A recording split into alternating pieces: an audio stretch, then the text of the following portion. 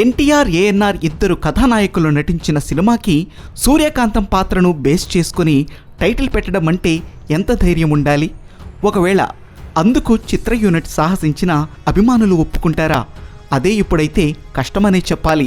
కానీ అప్పటికే స్టార్డంతో వెలిగిపోతున్న ఎన్టీఆర్, ఏఎన్ఆర్లను హీరోలుగా పెట్టుకొని కూడా సినిమాలో గయ్యాళి అయిన గుండమ్మ పేరుతో గుండమ్మ కథ అనే టైటిల్ పెట్టిన నాటి ప్రేక్షకులు సహృదయంగా స్వీకరించారు. గుండమ్మ కథలో ఎన్ని మలుపులున్నాయో ఈ సినిమా తెరకెక్కించడంలో కూడా అన్నే మలుపులు కనిపిస్తాయి. పాతాళ భైరవి, మాయాబజార్, మిస్సమ్మ వంటి ఎన్నో అద్భుత చిత్రాలను సృష్టించిన ప్రతిష్టాత్మక విజయ సంస్థ తొలిసారిగా చేసిన రీమేక్ చిత్రం గుండమ్మ కథ. జానపద బ్రహ్మ విఠలాచార్య దర్శకత్వంలో రూపొందిన మనే తుమ్మిద హెక్టు అనే కన్నడ సినిమా గుండమ్మ కథకు మూలం. అసలు ఆ సినిమా ఆధారంగా విజయవారు గుండమ్మ కథ తీయటానికి ప్రత్యేక కారణముంది. విఠలాచార్య ఆ కన్నడ సినిమాని మద్రాసులో నాగిరెడ్డి స్టూడియోలోనే తీశారు.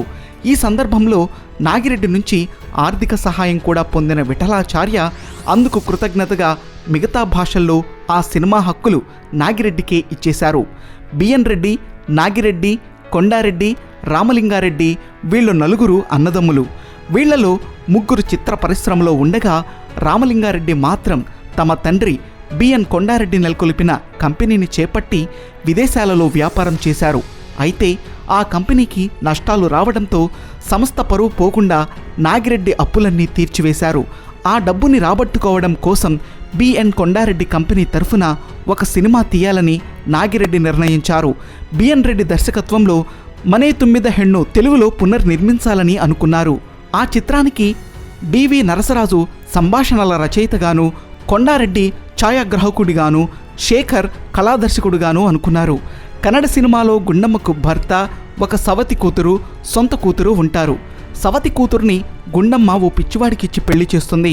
ఆ సవతి కూతురు మేనమామ గుండమ్మ మీద కసితో ధనవంతుడని అబద్ధం చెప్పి ఓ జైలు పక్షితో ఆమె సొంత కూతురు పెళ్లి చేయిస్తాడు. అక్కడ్నుంచి గుండమ్మ, ఆమె కూతురు నానా కష్టాలు పడతారు. అటు సవతి కూతురు తన పిచ్చి భర్తను చక్కదిద్దుకొని తన జీవితాన్ని పండించుకుంటుంది. ఇది క్లుప్తంగా కన్నడ చిత్రకథ. ఆ కథ ఆధారంగా బిఎన్ రెడ్డి, డివి నరసరాజు కలిసి స్క్రిప్టు మొత్తం సిద్ధం చేశారు. విఠలాచార్య సినిమాను బిఎన్ రెడ్డి లాంటి పెద్ద దర్శకుడు రీమేక్ చేయటం బాగుండదని పునరాలోచించి బి నాగిరెడ్డి ఆ సినిమాను డైరెక్ట్ చేయమని పి పుల్లయ్యను కోరారు. మొదట్లో బాగా ఇష్టపడ్డ పి పుల్లయ్య ఆ తర్వాత ట్రీట్మెంట్ నచ్చలేదని పక్కకు తప్పుకున్నారు. ఈ కన్నడ కథ చక్రపాణికి అంతగా నచ్చలేదు.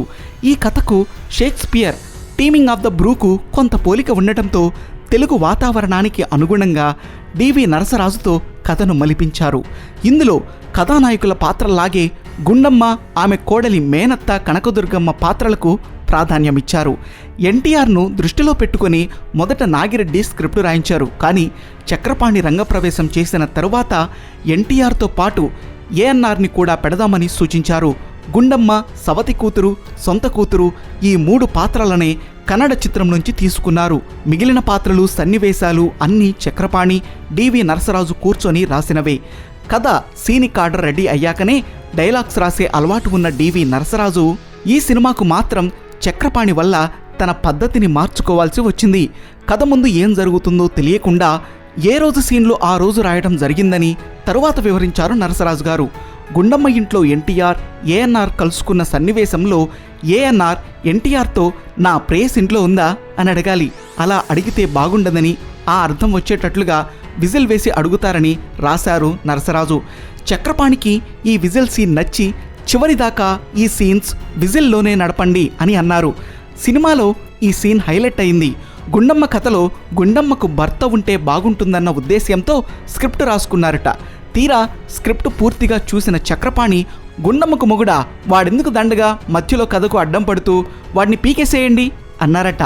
ఆ పాత్ర లేని లోపం లేకుండా కథ చురుగ్గా సాగింది. చక్రపాణి ఆలోచన విధానం చాలా చురుగ్గా ఉంటుందనటానికి మరో దృష్టాంతం చెప్పుకోవాల్సిందే. సూర్యకాంతం గయ్యాళి అన్న విషయాన్ని ఎస్టాబ్లిష్ చేసి రాయాలి కదా అని అడిగారట డివి నరసరాజు. సూర్యకాంతం ఉన్న తరువాత గయ్యాళి కాక ఇంకేమవుద్ది, వేరే చూపించాలా అని చక్రపాణి సమాధానమిచ్చారట. కమలాకర కామేశ్వరరావుని పిలిచి గుండమ్మ కథ దర్శకత్వ బాధ్యతలను అప్పగించారు చక్రపాణి. విజయవారి చంద్రహారం సినిమాతో దర్శకునిగా పరిచయమైన కమలాకర ఆ సినిమా పరాజయం పొందినా కూడా ఆ తరువాత వరుసగా విజయవంతమైన సినిమాలు రూపొందించి జానపద పౌరాణికాల స్పెషలిస్ట్ అనిపించుకున్నారు. ఈ సినిమాకి గుండమ్మ కథ టైటిల్ అనుకోకుండా పెట్టాల్సి వచ్చింది. కథ సిద్ధం అవుతున్న దశలో ఆ గుండమ్మ కథ ఎంతవరకు వచ్చింది అని అడిగేవారట నాగిరెడ్డి కుటుంబ సభ్యులు. అలా గుండమ్మ కథ అనే మాట అందరి నోళ్లలో నానిపోయింది. సినిమా పూర్తయి ఏం టైటిల్ పెట్టాలా అని ఆలోచిస్తుంటే చక్రపాణి గుండమ్మ కథ అని పెడదామన్నారు. గుండమ్మ తెలుగు పేరు కాదు కదా అని ఎవరో అడిగితే మనం పెడితే అదే తెలుగు పేరు అవుతుంది అన్నారు చక్రపాణి. నరసరాజుకి గంపలగూడెం జమీందారి కుటుంబంతో మంచి సాన్నిహిత్యం ఉంది. ఆ ఇళ్లల్లో ఆడపిల్లల్ని చిన్నమ్మ, కన్నమ్మ, చిట్టమ్మ, బుజ్జమ్మ అని పిలుస్తూ ఉంటారట. బహుశా ఆ స్ఫూర్తితోనే ఇందులో సావిత్రి, జమునల పాత్రకు బుల్లెమ్మ, చిట్టెమ్మ అనే పేర్లు పెట్టానంటారు నరసరాజు. సినిమాలో అందరూ బిజీ ఆర్టిస్టులే కాబట్టి కాల్ షీట్లు తీసుకొని స్కెడ్యూల్ వేస్తే సినిమా ప్రారంభించడానికి వెంటనే వీలవదు. సొంత స్టూడియో కాబట్టి సెట్లు వేసుకోవడం, ఆర్టిస్టుల్లో ఎవరు దొరికితే వాళ్లతో ఆయా సన్నివేశాలు షూట్ చేయటం చేశారు. స్టూడియో ఫస్ట్ ఫ్లోర్లో గుండమ్మ ఇల్లు హాలులో మెట్లు పైన పై అంతస్తుకు పోయే వరండా సెట్టు వేశారు. ఆ సెట్లో కోలో కోలోయమ్మ పాట షూటింగ్ ప్రారంభించారు. అలా వేసిన ఆ సెట్ను సినిమా పూర్తయ్యేంత వరకు అలానే ఉంచేశారు.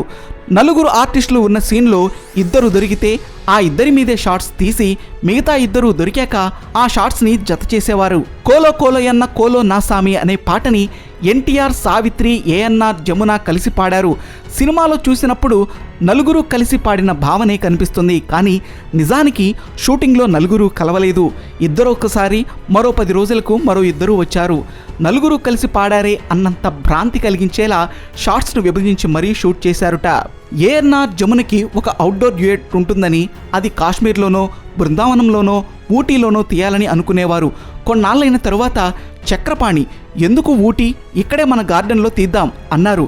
ఆ మాట అందుకొని పింగళి నాగేంద్రరావు ప్రేమయాత్రలకు బృందావనము, నందనవనము ఏలనో అని పాట రాశారు. ఎల్ విజయలక్ష్మి మంచి డాన్సర్ అన్న విషయం అందరికీ తెలిసిందే.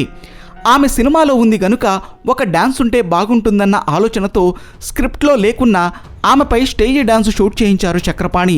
ఈ డాన్సు ఎక్కడ పెడతారోనని, కథకు ఇబ్బంది కలుగుతుందని చాలామంది గుసగుసలాడుకున్నారు. చక్రపాణి మాత్రం తాపీగా ఆ డాన్స్ని నాగేశ్వరరావు, జమున, హరనాథ్ ప్రేక్షకుల్లో ఉండి చూస్తున్నట్లుగా 2-3 షాట్లు తీయించి కథలో కలిసిపోయేట్టుగా చేశారు. ఈ సినిమా నిర్మాణ సమయంలోనే మద్రాసులో ఫ్రీ స్టైల్ బాక్సింగ్ పోటీలు జరిగి ప్రజల్ని బాగా ఆకట్టుకున్నాయి. దాంతో ఆ బాక్సింగ్ ప్రేరణతో క్లైమాక్స్లో ఎన్టీఆర్, రాజనాల మధ్య ఫైట్ని డిజైన్ చేశారు. 1961 డిసెంబరుకి సగానికి పైగానే షూటింగ్ పూర్తయింది. ఆ తరువాత ఆర్టిస్టుల కాంబినేషన్లు దొరకడం కష్టమై చాలా ఆలస్యమైపోయింది. సినిమా రిలీజ్కు వారం 10 రోజుల ముందు ఎల్వి ప్రసాద్ కుమార్తె మ్యారేజ్ రిసెప్షన్ విజయ గార్డెన్స్ ప్రివ్యూ థియేటర్లో జరిగింది. వైజయంతిమాల నృత్య ప్రదర్శన ఆకస్మికంగా రద్దు కావడంతో హడావుడిగా పూర్తిగా సిద్ధం కాని గుండమ్మ కథను ప్రదర్శించారు. సినిమాని చూసి అందరూ పెదవి విరిచారు. ఈ చిత్రం ప్రివ్యూకు చక్రపాణి, నాగిరెడ్డి, ఎన్టీఆర్ కుటుంబ సభ్యులందరూ హాజరయ్యారు. ఇందులో ఎన్టీఆర్ నిక్కరు వేసుకుని గుండమ్మ ఇంట్లో ప్రవేశించే సీన్ చూసి పిల్లలు గొల్లున నవ్వారట. అది చూసి చక్రపాణి, ఎన్టీఆర్ నీ పాత్ర బాగా పండిందయ్యా, మన సినిమా పెద్ద హిట్ అవుతుంది అని ముందే చెప్పారట. 1961 ఫిబ్రవరి మొదటి వారంలో కథా చర్చలతో ప్రారంభమైన గుండమ్మ కథ 1962 జూన్ 7న విడుదలైంది. సినిమా రిలీజ్ అయి మొదటి ఆట నుంచే సూపర్ హిట్ టాక్ తెచ్చుకుంది. 24 కేంద్రాల్లో 100 రోజులాడింది. ఎన్టీఆర్, ఏఎన్ఆర్లు కలిసి 15 సినిమాల్లో నటించారు. వాటన్నింటిలో గుండమ్మ కథకు ఓ ప్రత్యేకత ఉంది. వీరిద్దరూ కలిసి నటించిన చిత్రాల్లో ఎవరో ఒకరికి అధిక ప్రాధాన్యత ఉండేది. ఈ చిత్రంలో మాత్రం ఇద్దరికీ సమాన స్థాయి పాత్రలు, సమానంగా పాటలు, సన్నివేశాలు ఉన్నాయి. వారిద్దరూ కలిసి నటించిన 10వ చిత్రం ఇది. ఇద్దరికీ సమానమైన పాత్రలు కావటంతో టైటిల్స్లో ఎవరి పేరు ముందు వేయాలన్న సందేహం కలిగింది. దాంతో టైటిల్ కార్డ్స్లో ఎన్టీఆర్, ఏఎన్ఆర్, వీరి సరసన సావిత్రి, జమున, ఎస్వి రంగారావు ఫోటోలను చూపించారు. ఎన్టీఆర్కి ఇది 100వ చిత్రం కాగా అక్కినేనికి 99వ చిత్రం కావడం గమనార్హం. ఈ చిత్రాన్ని తమిళంలో మణిదన్ మారవిల్లై పేరుతో నిర్మించారు. ఎన్టీఆర్ పాత్రను జెమినీ గణేశన్ పోషించగా ఏఎన్ఆర్, సావిత్రి, జమున తమ పాత్రలను తామే పోషించారు. మహానటుల మేలి కలయికగా నిలిచిన ఈ చిత్రానికి ఘంటసాల సుమధుర సంగీతం ప్రాణంగా నిలిచింది. ఇప్పటికీ ఈ పాటలు తెలుగు నేలపై ఎక్కడో ఓ చోట మారుమోగుతూనే ఉంటాయి. బిగుతైన ఇతివృత్త నిర్మాణం, సొగసైన చిత్రీకరణ నైపుణ్యం, నటీనటుల అభినయ చాతుర్యం ఈ చిత్రాన్ని ఉన్నత స్థానంలో నిలబెట్టాయి. సినిమా విజయ సూత్రాలకు సంబంధించి ఈ విజయవారి గుండమ్మ కథ చిత్రం భావితరం దర్శకులకు ఓ దిక్సూచి అనడంలో ఏమాత్రం సందేహం లేదు.